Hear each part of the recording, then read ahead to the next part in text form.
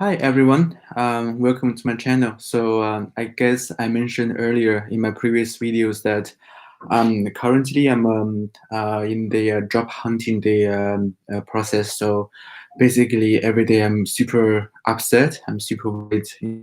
It's just the fear that I won't get a job afterwards. It's just eating me inside.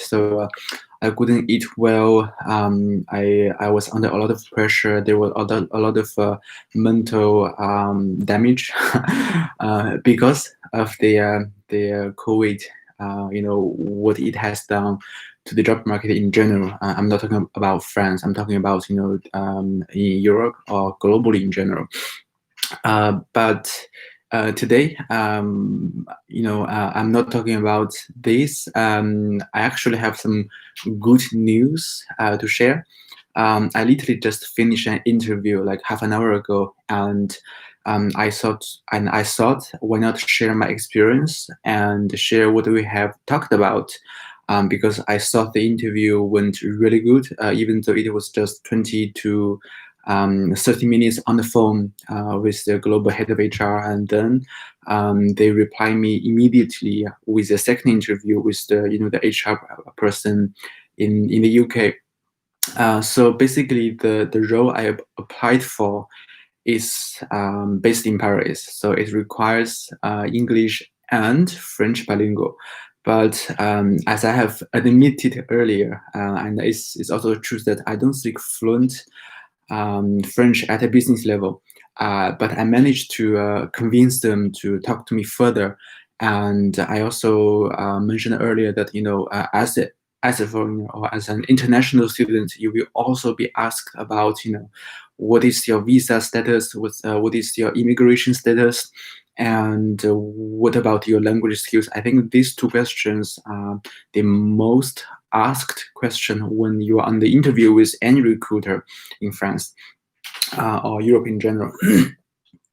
So let's start sharing what I have learned, what we talked about in this interview. So even though the interview was not that long, like 1 hour or 40 minutes, I think it was really good because they reply me in a very timely manner. So I basically applied, and then they replied to me maybe in half an hour, and I told the HR that I'm available now or within the time slot you requested, and they literally just called me directly, and I was I basically just finished shower because I saw that my do a Zoom meeting. So I just shower quickly because with the lockdown, with the confinement, I don't take a shower every day. So that's the truth. So anyway, so basically. I have to admit to you guys, but I didn't tell that to the HR. I didn't really look at the JD, like the job description. I just applied because literally that's the thing I can do, because I need to get the numbers up that I believe will gradually result in good number in interview. So I know nothing about the company or the position I apply for. I only know about the title. So I guess that gives me some direction of what the role will be doing in general in the future. So luckily the global head of HR, she was kind enough and introduced a little bit about the business they are doing at the first, in the beginning of the interview. And I mean, being American, she was very blunt. She was very direct with me, and she basically explained to me what she what she needs out of this role. So based on her description, I felt like the role was something that I could undertake. That I have full ability and capability to do this role. So I told her, yeah, it's perfectly fine. I have done this, when I was in Asia Pacific, and I have done a little bit of that when I was doing my internship in Paris as well. So I don't think there's a lot of challenges that I could do. So I ended up the a company introduction part with my very affirmative reply. So that is that. And then she asked me, what do I want to do in the future? And I basically explained to her that, what I think I would do in the next maybe 1 year or 3 years, because I didn't go very far about 5 years of my lifetime, because I know it's there will be a lot of changes in the future. So maybe I changed my mind and everything. So I just I told her, for me, I would really like to focus on this area, and this area, and I can see myself progressing in the future if I continue to work on this area. So I made this point very clear, that I think I gave her the impression that I am very, very determined to do this task, at least for the next 1 year or 2, 3 years. So problem solved. So I won't raise any questions if I reply this way. And I think next we I basically pointed out the question that has been haunting me for months, or maybe for 1 year, that I asked her directly, but in a very polite way, that basically I admitted to her that even though I speak Chinese fluently, I speak English fluently, and I'm learning French, but learning a new language it's just difficult, and it takes a lot of time. So I admitted that currently I am a beginner French speaker. So me, it's A2 or B1 at most. But when it comes to oral French, I don't think I can conduct the French at a business level. So I can only do the task when I'm dealing with my personal background, my personal situations, when I go to the supermarket, when I talk to French friends. But when they ask me to speak French in a business setting, I told her, frankly, if the job requires that, then I am not qualified. But don't think I stop there. So if I stop there, maybe there wouldn't be any chance. I later told her that but I am very, very interested in this language.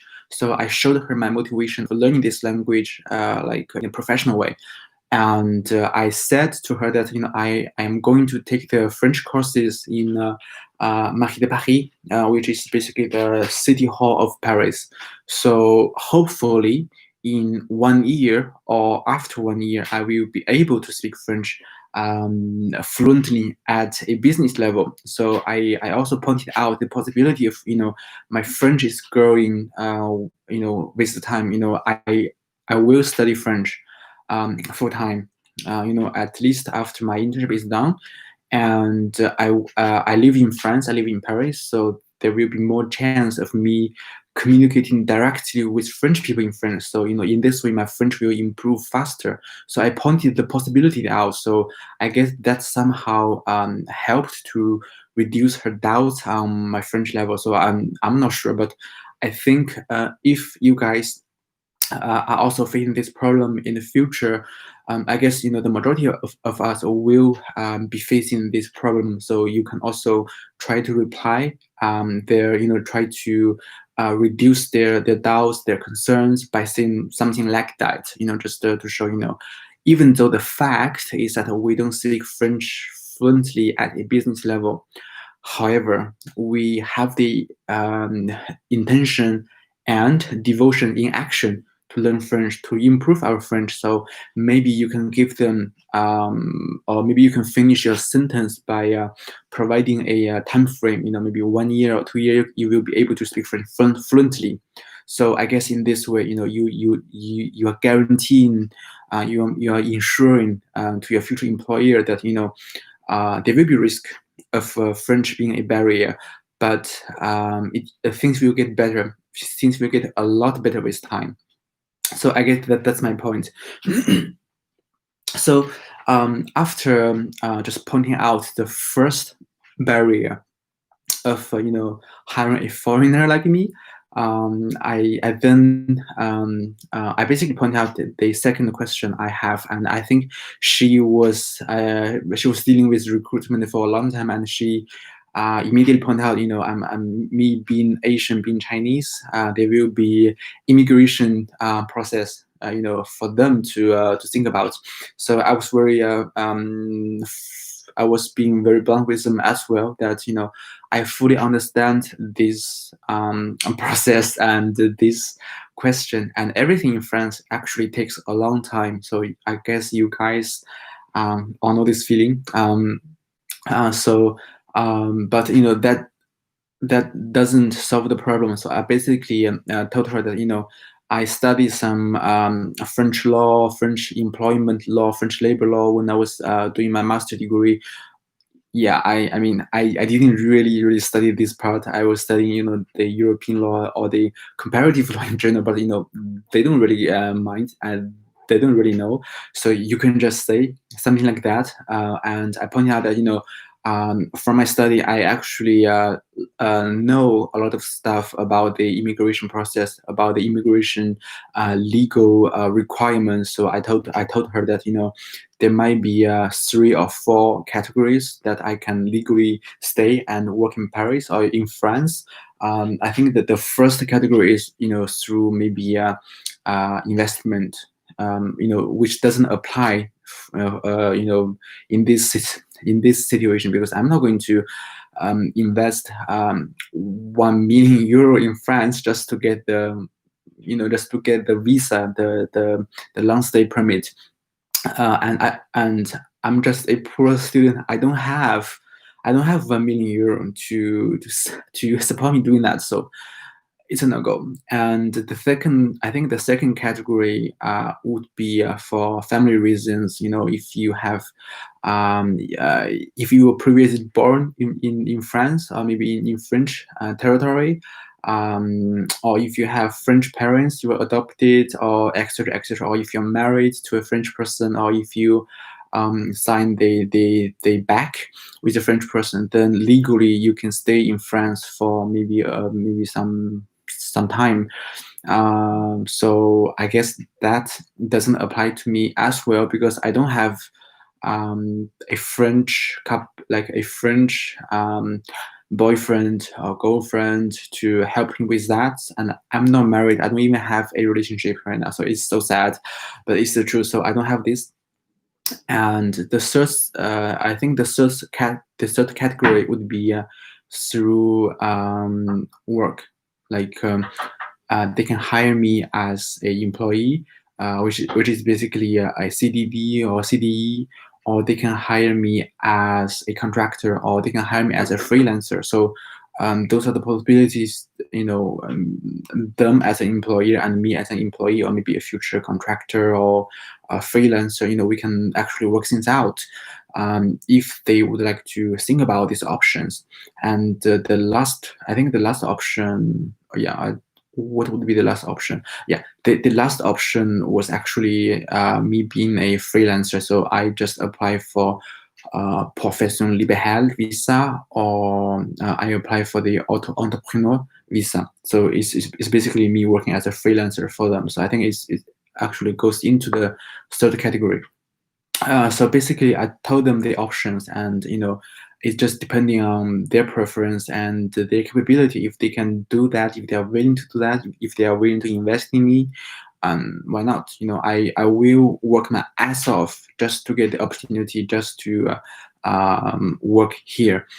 So I made my point very clear that I understand the legal requirements, the visa status, the immigration process of me being an employee, or maybe a future contractor or a freelancer in France or in Europe. And then I asked them about their possibility, what they think about my propositions. And the head of HR basically she told me that ideally they would like to hire someone who doesn't require a visa sponsorship, because it's easier, it's faster, it's cheaper for them.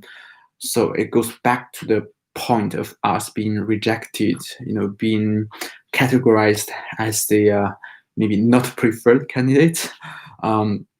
But she also pointed out the situation with the COVID and with the Brexit, and everything is super uncertain for them as well. But they have a lot of business due to this uncertainty. So I think their business is actually benefiting from COVID situation, from the Brexit. So for them, there are a lot of business requirements, a lot of new business needs in France and in Europe, in EMEA in general, and they're trying to hire someone to work on that, to take on to some of those tasks as soon as possible. So I guess my point is that if someone says anything about that, their business is growing, but they don't have enough staff to do it. So here's your chance. Us, we can basically start the job immediately, like tomorrow, if they're willing to hire us. So I guess here's my chance. So I told her I fully understand that, and my availability is literally immediately, because I don't have anything else to do. I'm basically unemployed. I mean, I don't have a job, so I can say I'm unemployed. So I can start the job as soon as possible. But we have to figure out the processes. And she totally agreed with me. And in the end, we talked about. I asked her about the possibility of hiring me as a full-time CDD or CDE, and she said, it's not impossible, but they it's just going to take a lot of effort for them. So they need to assess if I'm worthy of them to to invest that much. So I guess they also have their doubts, their concerns, which is reasonable, because I would have the same doubts if I were in their position. And I also proposed that if hire me as an employee or a contractor is different, then I'm also willing to take the opportunity of working as a freelancer for them. And but it might take some preparation, take 1 month or 2 months for me to get a visa. So she understood that, and she also pointed out that they will take this into consideration. And I then ask her, if they want to hire me as a freelancer or maybe as a contract. I know nothing about the business process, because I don't have a license, I don't have a business registration set up in France.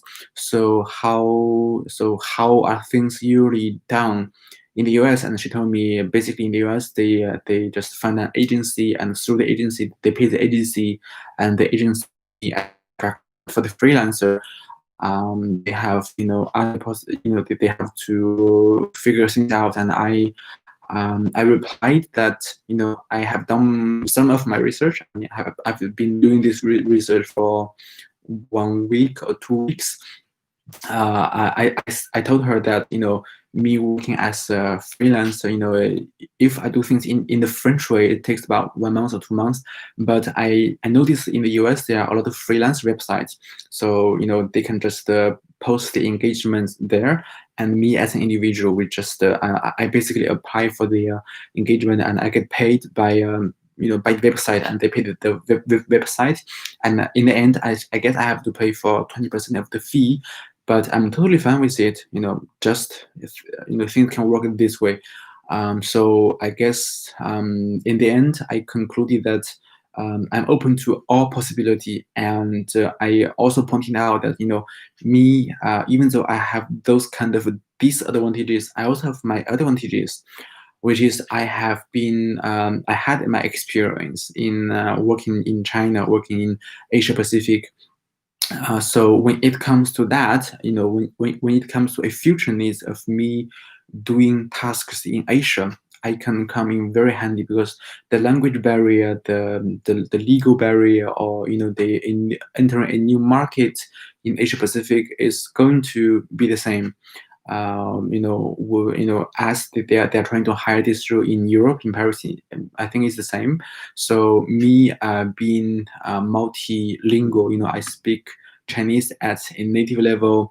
I speak fluent English, and I am learning French.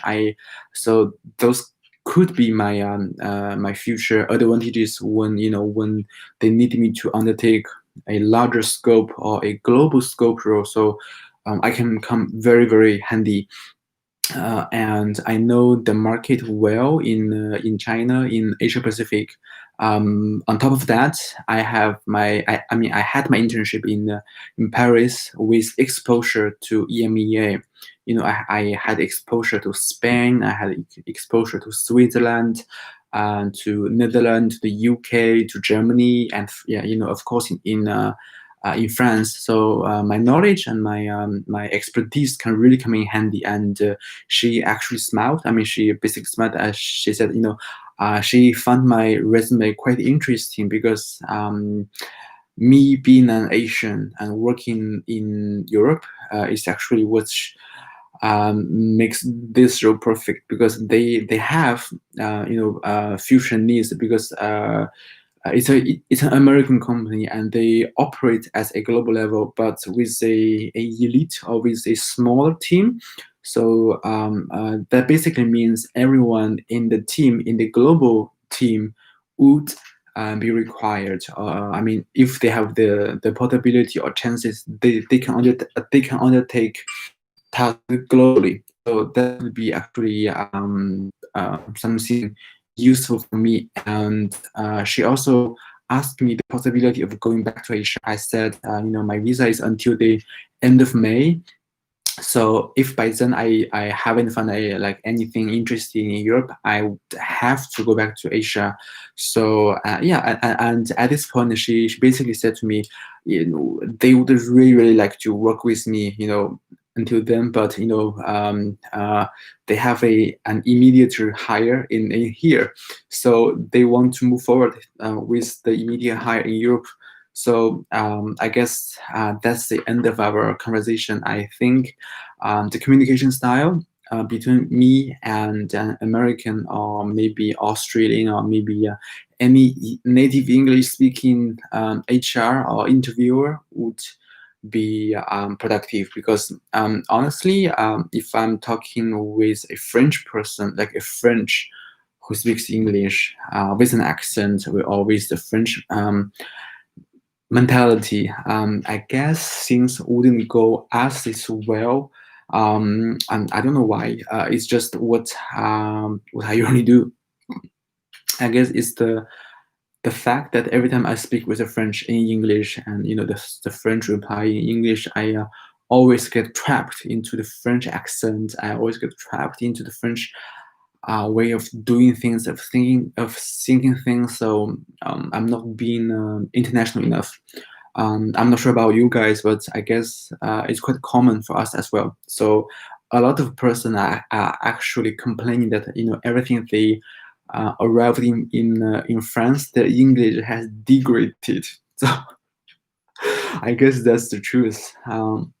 But anyway, I'm just here to share my experience of my literally first job interview, and I want to point it out that it's a long and painful and dreadful process for anyone who is going through the same shit with me. But I also want to give you guys to bring you guys more confidence that we still have 6 months or 7 months max. So I guess things will turn out positively if we do things in a more strategic way, and if you really plan your job application process, if you really do your job interview properly, I guess some possible results will come. However, I need to point it out. I mean, I need to point out the possibility or the reality is that I guess for us, we have it until the end of May.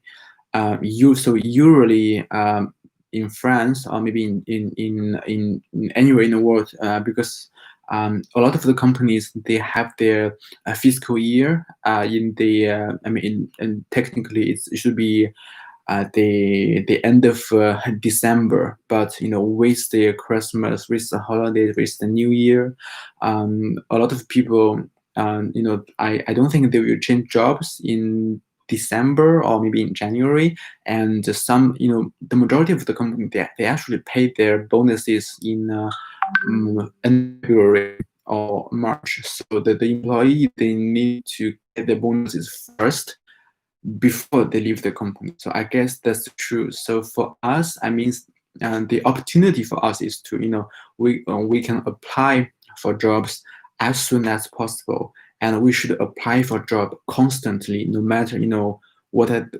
the month, which months we are in.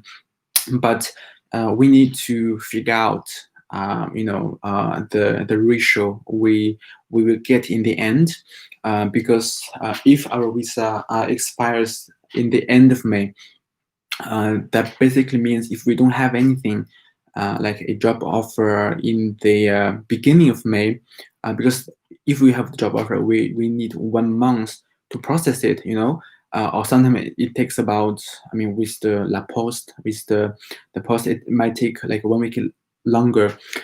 So we need to have the offer in, I mean, in the middle of April 2021. I think that is like the deadline of us having something positive.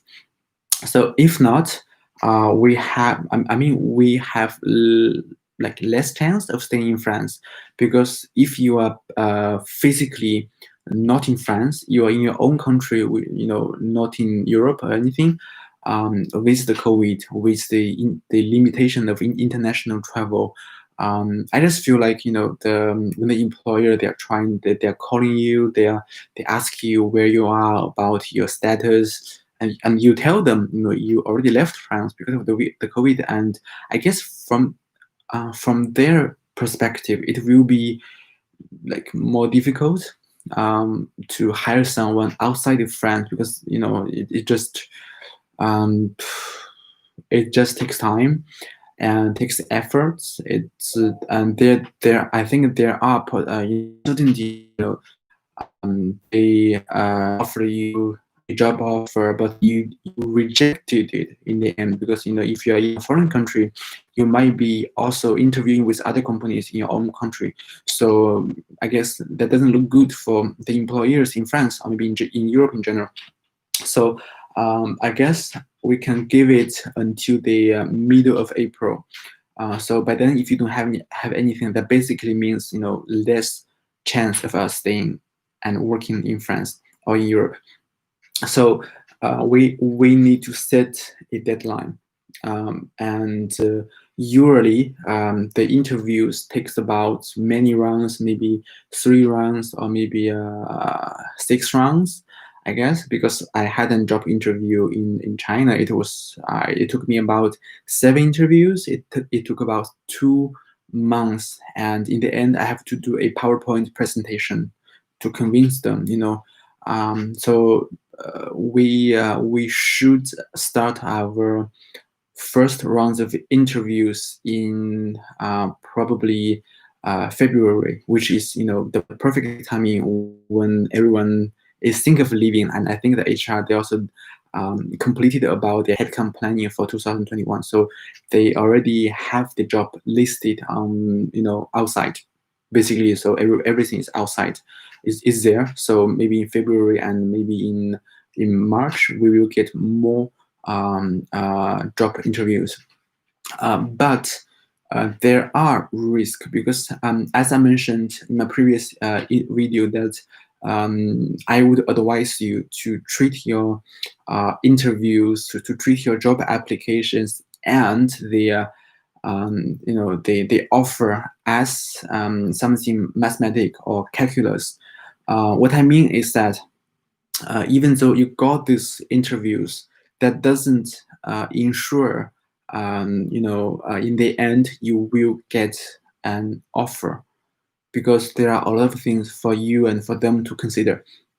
So when it comes, from my point of view, if everything goes well for us, we need to have at least two offers, because at least we have the opportunity to compare between the offers. We are not left in the situation we only have one offer. We don't have any other choices. So for example, maybe maybe in the middle of April you have 2 or 4 offers, like serious offers. That would be ideal. That would be great. So congratulations. But in order to do that, I guess I guess you can think of that out of every 3 interviews, or out of every 5 interviews, you can get 1 offer. So with this, if you have 2 offers, then it means you should have 10 interviews since February. If you have 4 offers, you should have like 20 interviews between February to April. So I guess that's the best number we have to aim for, and it means I guess from December to January, or maybe December to March, we need to apply as many jobs as possible, because I did my calculation. Even though some jobs they put the ads out there to the public in English, and because for each job I try to look at their language requirements alongside their professional requirements, but usually it's the language barrier and that really limit us from applying. So what I do is I just go to this job ad, and I use Chrome or maybe Safari as a browser. So I just Control F, it's like Control Find, and then you just type the language. It's basically English. So if the job is written in French or maybe in other European language that you are not familiar with, then close it. Don't waste your time. If the job ad is written in English, and then you just press Control F, it means Control Find, and you type English in the Find tab, and it will automatically locate the language. So you just check if they if they say English is the primary working language. Then it should be fine. It basically means you are eligible to apply for it, because you speak English and you can work in an environment where English is the official language to communicate with your colleagues, with maybe external and internal stakeholders. So in this case, just apply for it. And when it comes to the application process, it could be painful, because not every site have the possibility of something like easy apply. You just click and apply. You have to register to each and every job portal they posted there. So it takes a lot of time to register, to upload your resume. And when some company, they use Workday as their applicant tracking system, it will be a hell of pain, because you have to manually input everything: your internship company, your title, your date. I don't know what's wrong with Workday, but every time I upload my resume to like any website that is using Workday as the application tracking system, there the time and date are always wrong. They couldn't automatically identify my degree. I have to manually change that. So it's just a lot of pain, and it takes like 3 minutes to 5 minutes. to apply for one job if you are using an external application system. So my advice for you to reduce time is to maybe download Chrome, because with Chrome, if you fill out your information, and it will automatically save the your answer, your reply. So the next time any website ask you to do the same, they ask you to fill the same information, you can just click, and every if the answer are the same, it will automatically fill the gaps, fill the gaps. So it saves just a tremendous amount of time. So listen to my advice. Just download and use Chrome when you are filling out the application, etc. I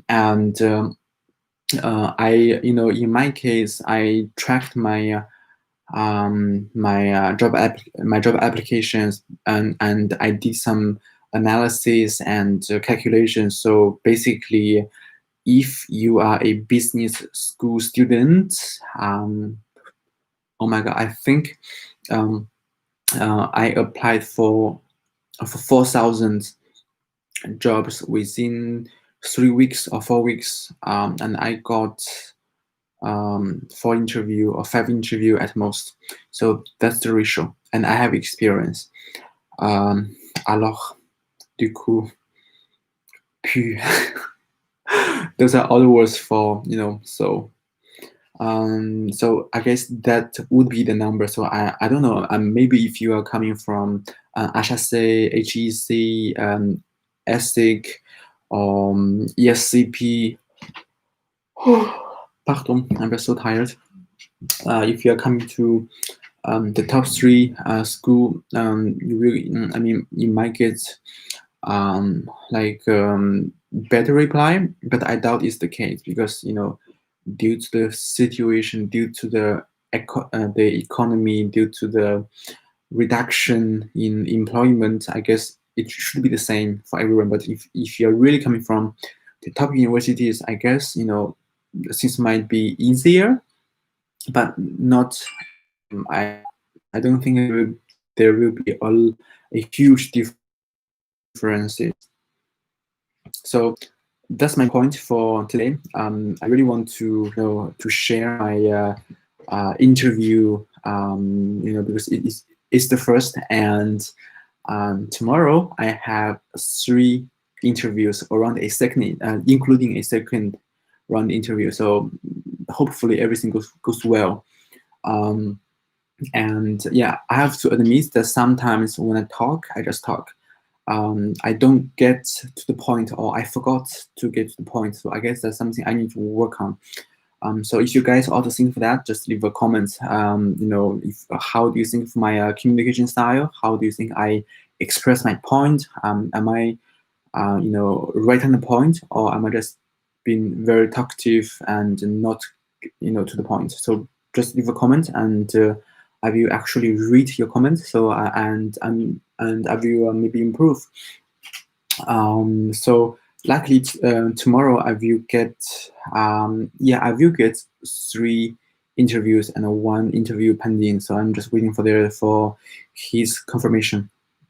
I guess that's the good thing. And I also advise you guys to think about the number game I talked about, because for me it is quite practical, and it is real, because realistically speaking, our advantages are really limiting our chances of working either in France or in other non-speaking, non-English speaking countries. Even though you go to the UK with the Brexit, basically means the company has to sponsor your visa.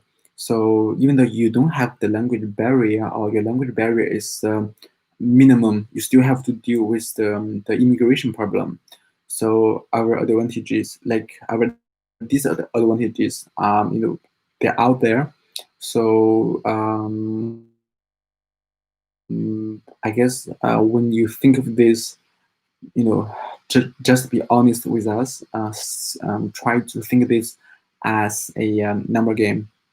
It's how many applications you make can result in one interview, and how many interviews, like how many first round interviews. I mean, right now I'm talking about first round interviews with one company.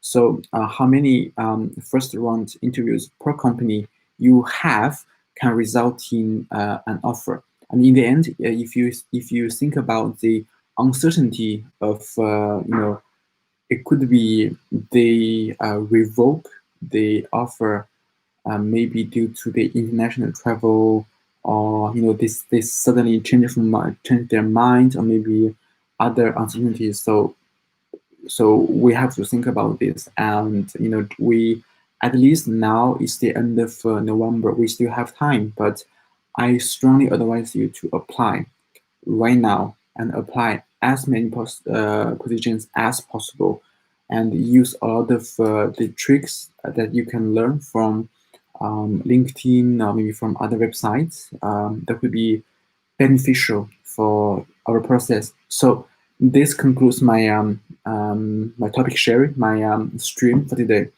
and I will see you guys in maybe later this week. So leave a comment below, and just tell me what kind of problem you are facing at this moment.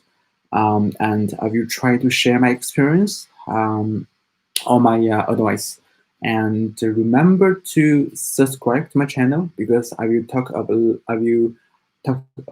talk a lot about this topic, because this will be what I'm going um, to go through in the next 6 months, I guess. So I guess my insights will get more better. So thank you for your time listening to my nonsense, and so I will see you soon. Okay, bye bye.